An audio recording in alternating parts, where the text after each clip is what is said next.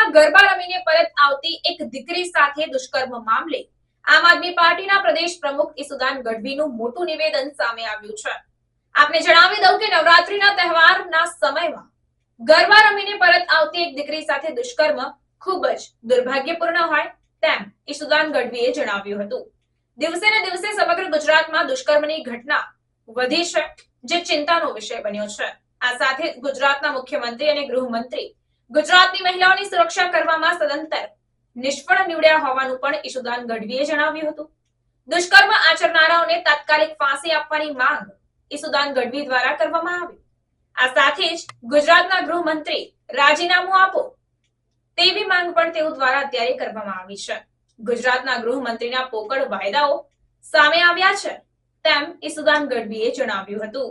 વડોદરાના બાયલીમાં આજે જ સમાચાર દુઃખદ મળ્યા કે એક સગીરા સાથે ગેંગરેપ થયું છે। ગુજરાતમાં ભાજપની સરકાર અને એમાં ખાસ કરીને મુખ્યમંત્રી અને ગૃહમંત્રીની અનાવડતના કારણે આજે દરેક દીકરીઓ અસુરક્ષિત મહેસૂસ કરે છે। જે રીતે ગુજરાતમાં દાહોદમાં એક નાની 6 વર્ષની બાળા સાથે બળાત્કારની કોશિશ થાય, ભાજપ સમર્થક એની હત્યા કરી નાખે। તમે જુઓ, બીજા દિવસે સુરેન્દ્રનગરમાં 5 વર્ષની દીકરી સાથે બળાત્કાર થાય, મહેસાણામાં બળાત્કાર થાય, એના બીજે દિવસે મોડાસામાં બળાત્કાર થાય, ભુજમાં ઘટના બને અને આજે વડોદરાના ભાયલીમાં ગેંગરેપ થયું છે। આ ગુજરાત કોણે બનાવ્યું? આવું કઈ હાલતમાં ગુજરાતને કરી નાખ્યું છે?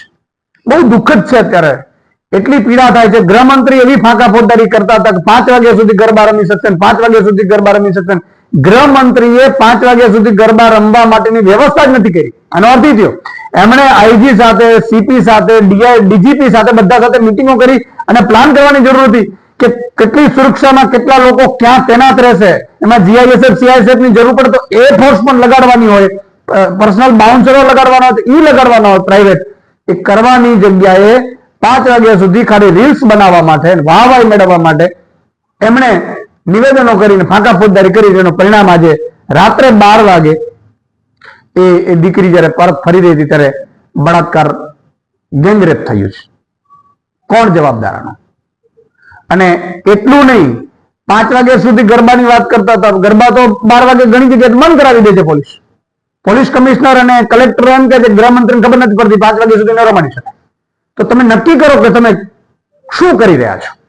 અને આ જે ઘટના બની છે બળાત્કારની, હજી તો બીજા 7 દિવસ બાકી છે ગરબાના, તો તમે હજુ પણ એવી શું વ્યવસ્થામાં લૂફોલ્સ રાખશો કે જ્યાં હજી પણ અમારી બહેનો દીકરીઓ છે એ કઈ બળાત્કારનો ભોગ બનશે કે કઈ હત્યા થવાનું આપણે થવા દેશું?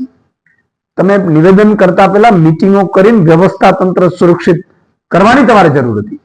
આજે ખૂબ જ દુઃખદ ઘટના બની છે।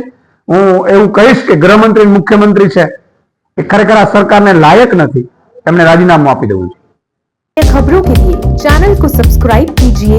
खबरों का नोटिफिकेशन पाने के लिए बेल आइकॉन को जरूर दबाएं।